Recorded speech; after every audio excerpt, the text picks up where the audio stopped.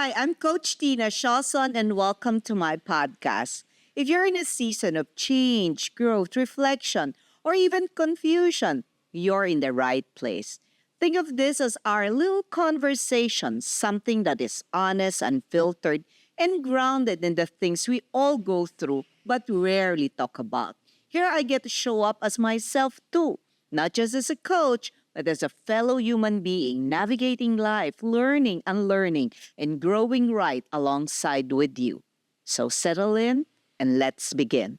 So today, gusto kong pag-usapan natin 5 life skills that I learned not from school, but from my own practice in the corporate world, in the business world, and in my everyday interaction with people. Unless meron na tong mga subjects ngayon in the recent past, maybe I would respect, but this 5 life skills, I learned this the hard way from my experiences. So, what's number 1? Collaboration. When I was growing up and when I was still in school, no one taught me about I needed to collaborate with another person or with the team.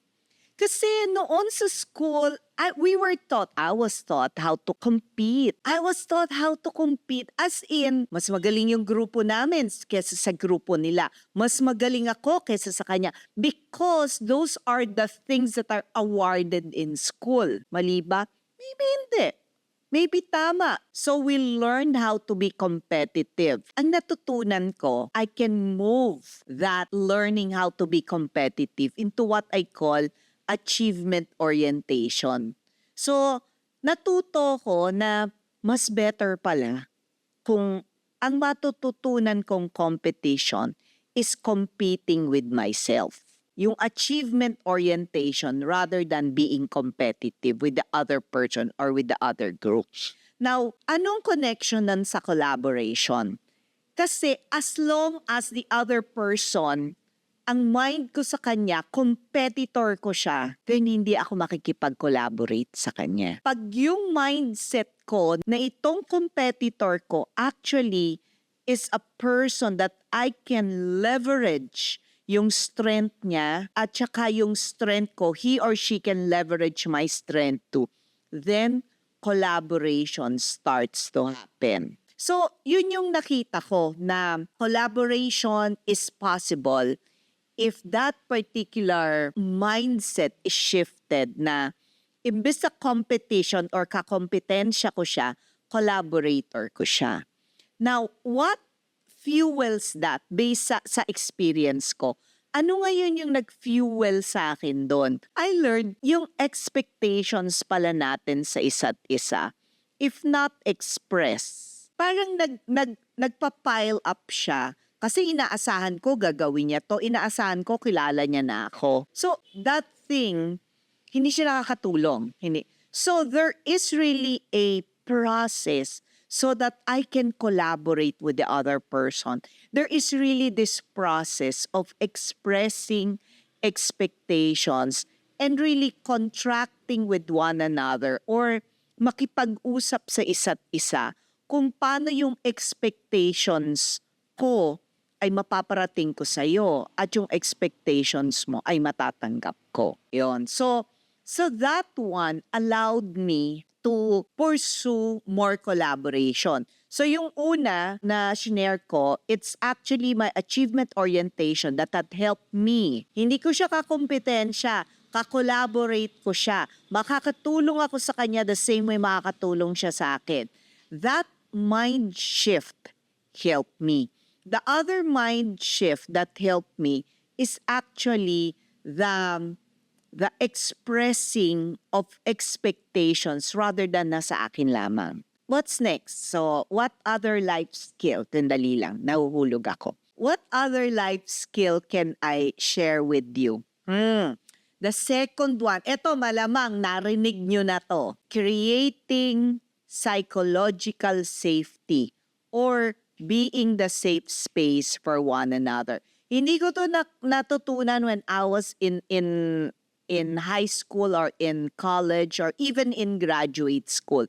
Natutunan ko to sa practice and now in my further studies na lang. So, being a safe space for one another is so crucial, so important. We can yield an outcome or an output together. Being a safe space for one another allows me to earn the trust of the people that I am working with. At ako rin, as an individual, naghahanap ako ng mga kaopisina or ng mga katrabaho, ka-project teammate that would allow me to be myself and embrace me without judgment. I am so blessed kasi doon sa project team that I'm working with, the people that I'm working with in the different projects that I'm pursuing, and the clients that I've been working with, they are really my safe space. And I hope I am also their safe space. Kasi nakakapag-express kami on what we wanted to express without feeling na, ay baka mahusgahan ako.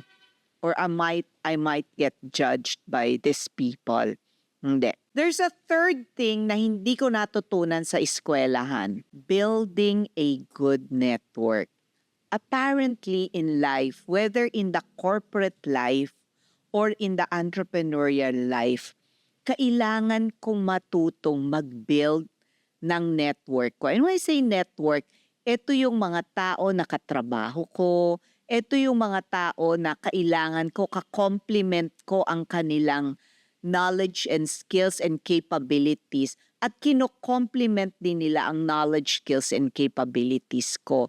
Ito yung mga tao na magbibigay sa akin ng tunay na feedback, no, whether that is a good feedback or a negative feedback, they would really give it to me because the concern and the authentic care is really there.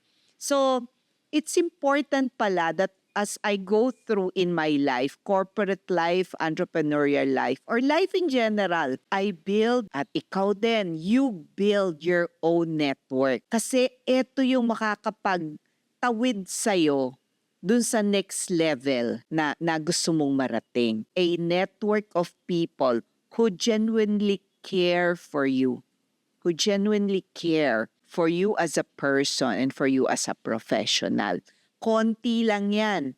But the same way, you have to genuinely care for them. The fourth one is actually, let me call this personal leadership. Kasi akala ko nung bago ko sa corporate life, iintayin ko talaga yung boss ko na magbigay sa akin ng instructions.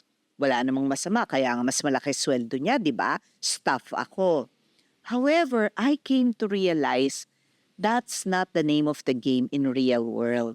The name of the game in real world is proactivity. The name of the game in real world is taking initiative.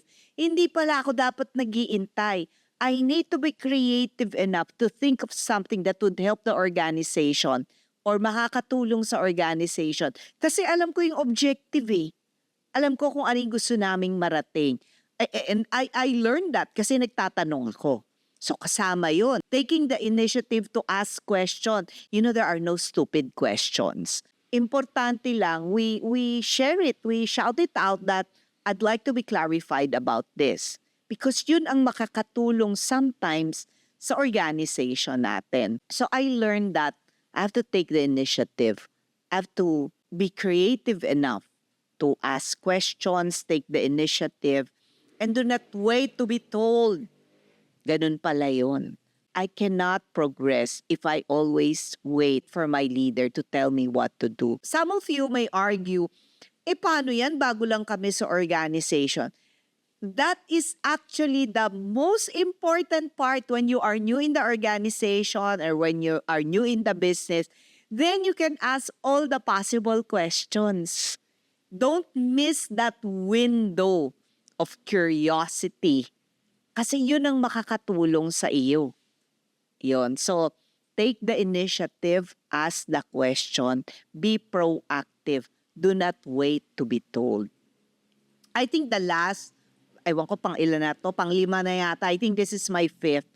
The last that I wanted to share na hindi ko natutunan sa school is actually how to sell myself. Tinuruan ako sa school how to sell my ideas. But beyond selling my ideas, the medium is the message. Sabi niya in the communication, di ba? In communication, the medium is the message at ikaw ang medium.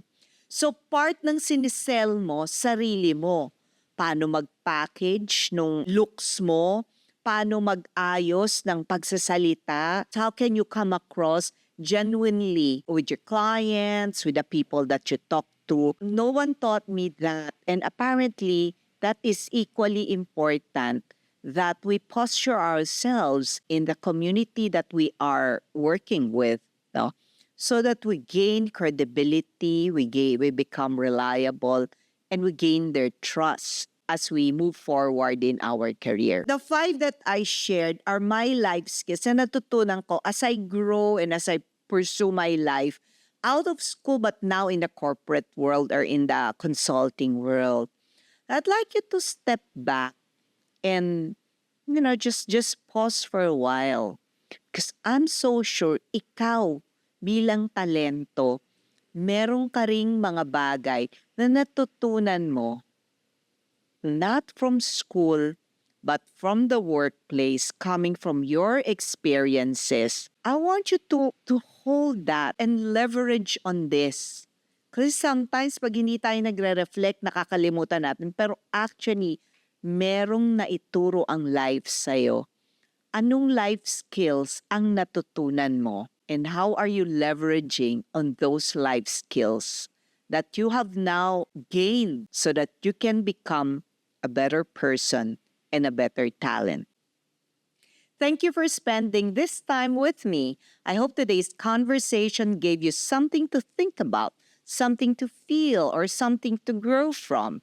If you resonate with this episode, share it with someone who might need it too. And if you want more real human conversations about leadership, career, and life, make sure to follow the podcast so you don't miss the next one. This is Coach Tina, and remember, you own your life narratives. I'll talk to you in the next episode.